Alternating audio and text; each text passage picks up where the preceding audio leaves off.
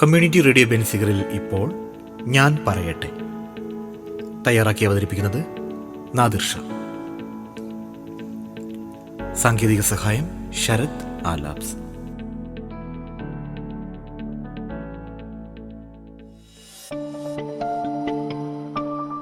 Hi, ഞാൻ Nadir Shah.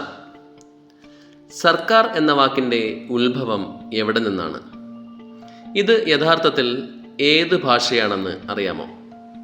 എന്നാൽ ഞാൻ പറയട്ടെ. സർക്കാർ എന്നത് ഒരു ഇന്ത്യൻ ഉറുദു വാക്കാണെങ്കിലും അതിൻ്റെ ഉത്ഭവം പേർഷ്യൻ ഭാഷയിൽ നിന്നുമാണ്. ഇന്ത്യയിലെ ഭൂരിഭാഗം സംസ്ഥാനങ്ങളിലും ഉപയോഗിക്കുന്ന പോലെ മലയാളത്തിലും ഭരണകൂടം, ഭരണസമ്പ്രദായം എന്നീ വാക്കുകൾക്ക് സമാനമായാണ് സർക്കാർ എന്ന വാക്ക് ഉപയോഗിച്ചു പോരുന്നത്.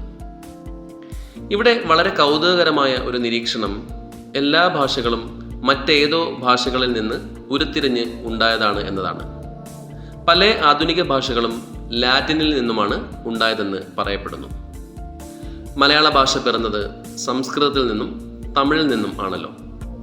ഇവ കൂടാതെ മലയാളത്തിൽ മറ്റു പല ഭാഷകളുടെയും സ്വാധീനം ഉണ്ടായിട്ടുണ്ട്. ഇപ്രകാരം മറ്റു പല ഭാഷകളുടെയും പ്രബലമായ സ്ഥാനം നിലനിൽക്കെ തന്നെ അവയിൽ ഭരണപരമായ ആവശ്യങ്ങളും ആയി ബന്ധപ്പെട്ട പദങ്ങൾ കൂടുതലും അറബി, പേർഷ്യൻ എന്നീ ഭാഷകളിലായാണ് കാണപ്പെടുന്നത്. ഇതിനുള്ള കാരണം കേരളത്തിൻ്റെ ചരിത്രം പരിശോധിക്കുന്നതിലൂടെ നമുക്ക് വ്യക്തമാകുന്നതാണ്. മധ്യകാലത്ത് കേരളത്തിന് പുറത്തുള്ളവരുമായി വ്യാപാര ബന്ധം ഉണ്ടായിരുന്നു നമുക്ക്. ഇംഗ്ലീഷുകാരുടെ വരവിന് എത്രയോ മുൻപ് തന്നെ നാം അറബികളും പോർച്ചുഗീസുകാരുമായി വ്യാപാര വാണിജ്യ ബന്ധങ്ങളിൽ ഏർപ്പെട്ടു പോന്നിരുന്നു. ഈ ബന്ധങ്ങൾ അവരുടെ മറ്റു സാംസ്കാരിക ഘടകങ്ങളെപ്പോലെ തന്നെ ഭാഷയിലും നമുക്ക് ലഭിച്ചു. അക്കാലത്ത് കേരളവുമായി വാണിജ്യ വ്യാപാര ബന്ധങ്ങളിൽ ഏർപ്പെട്ടിരുന്ന വിദേശികളിൽ പ്രമുഖർ അറബികളും പോർച്ചുഗീസുകാരുമായിരുന്നു.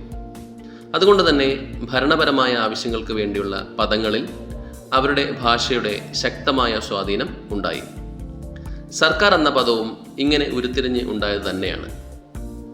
അറബിയിൽ നിന്നും പേർഷ്യനിൽ നിന്നും നമുക്ക് ലഭിച്ച ഏതാനും ചില വാക്കുകൾ കൂടി നോക്കാം. അറബിയിൽ നിന്ന് നമുക്ക് ലഭിച്ച ചില പ്രധാന വാക്കുകളാണ് ഇവ: ജില്ല, ഏക്കർ, കസ്ബ, ഖജനാവ്, ഹജൂർ, ജവാൻ, പട്ടാളം, മുക്തിയാർ, ഖജാൻജി എന്നിവ. എന്നാൽ പേർഷ്യനിൽ നിന്ന് ലഭിച്ച ചില വാക്കുകൾ ഏതൊക്കെയെന്ന് നമുക്ക് നോക്കാം.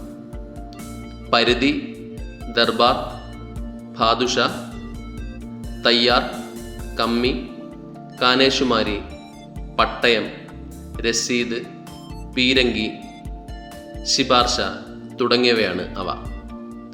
അറബിയുടെയും പേർഷ്യൻ ഭാഷയുടെയും സംയുക്തമായും നമുക്ക് ചില വാക്കുകൾ ലഭിച്ചു.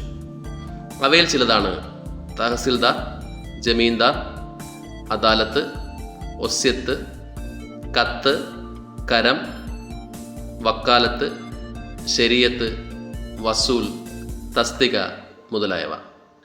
നാം മലയാള ഭാഷ ഉപയോഗിക്കുമ്പോഴും അതിൽ മറ്റു ഭാഷകളുടെ സ്വാധീനം എത്രമാത്രമുണ്ട് എന്ന് ഇതിൽ നിന്ന് നമുക്ക് മനസ്സിലാക്കാവുന്നതാണ്. കമ്മ്യൂണിറ്റി റേഡിയോ ബെൻസികളിൽ നിങ്ങൾ ഇതുവരെ കേട്ടത് ഞാൻ പറയട്ടെ. തയ്യാറാക്കി അവതരിപ്പിച്ചത് നാദിർ ഷാ.